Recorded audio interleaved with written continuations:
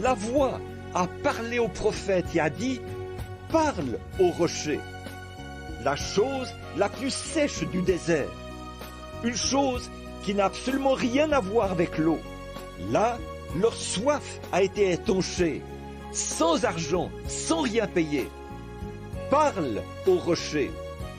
Non pas paye le rocher, mais parle au rocher. Il est encore le rocher ce soir. Il est un rocher dans une terre altérée.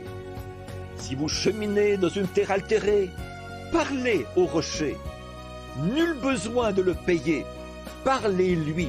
Et il est un secours qui ne manque jamais au temps de la détresse. Si vous êtes malade, parlez au rocher. Si vous êtes malade à cause du péché, parlez au rocher. Si vous êtes abattu, parlez au rocher. Voyez, on se serait attendu à la trouver. S'il n'y avait pas une goutte d'eau là-bas, dans ces petits endroits où se trouvaient des sources, on se serait attendu à ce qu'il n'y ait pas d'eau là-haut, sur cette montagne, près du rocher. Dieu fait les choses à l'opposé de ce que pense l'homme. Le rocher, c'est la chose la plus sèche du désert. Mais il a dit: parle au rocher. Aujourd'hui, les gens sont si séduits.